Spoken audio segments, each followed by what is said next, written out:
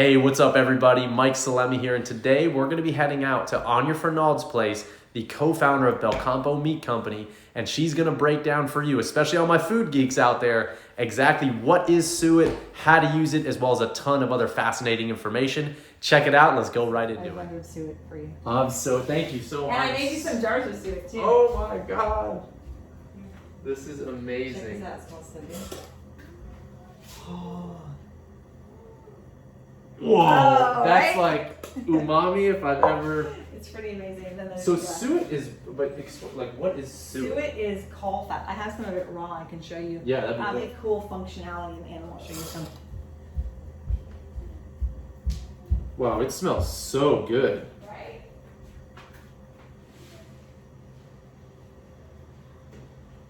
Man, it's almost like fat butter.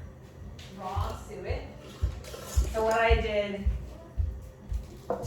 this is how I sell it at Belcampo. So this is not like fat, this is fat? It's fat. It's fat that surrounds the organs. So there's three different major types of fat in the beef.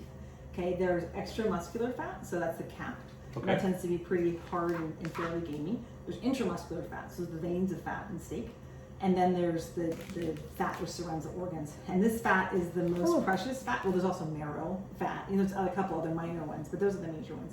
Now the SUET fat is the most precious because it's like a insulation around the organs. So it's very, very soft and tender. It's never exposed to air typically. You know, so during the handling, it's never aged on the outside of a steak or get that oxidation and that rich flavor. So SUET is what was traditionally used in cooking.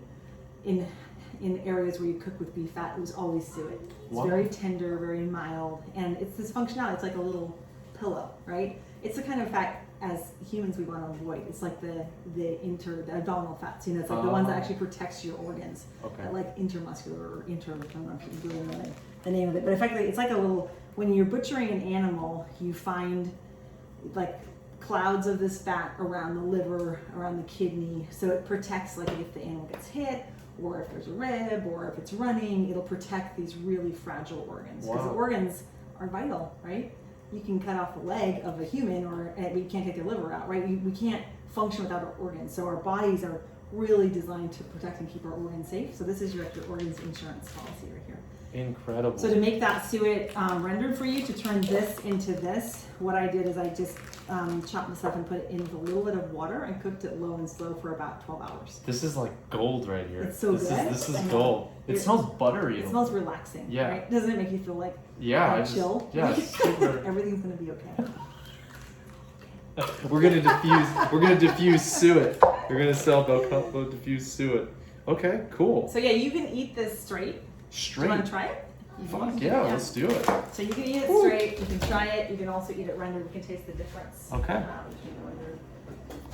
But it's in with the basically you're just taking it out because the SUET, the way it holds together, it has a light collagenous structure in it, right? So it's got veins of kind of collagen and sinew through it. That's how SUET remains intact, right? So when I render it, I basically just cook those out. So there it is, fresh SUET. Okay. Mild? No, super mild. Like, you got texture, but you don't have, That's like. So that's got more flavor because it's toasted. Oh, that's toasted. Toasted That's SUET. a slight caramelization. That's a good flavor. That'd be, It's really good. That with a little bit of salt in it and you're set. Wow, So delicious. yeah, to make delicious. this into this is about 12 hours low and slow. That's what I'm doing on that back burner right there. And when you did it, did you put like an entire chunk of it? Did you put all that Actually, in I it? did. I didn't even cut. To get it to go faster, I was just being lazy. I wasn't going to grind it. But to get it to go faster, you can grind it. Okay. And then it'll take 3 hours. Because surface area to volume ratio. Because what you're doing when you're rendering fat, all of these veins of collagen and light sinew that hold this together and make it into an orb shape, all of those, you have to cook them out, right? So you effectively denature them, and so they release the fat that they've trapped in their web.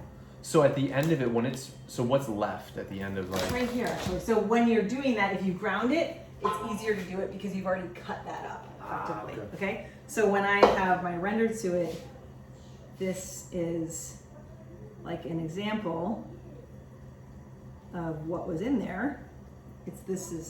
So if you feel this, just get your fingers in there. It's like a web, right? Oh, yeah. It's a web of collagen and fiber. Yeah. Okay, and so that's what held that fat into shape.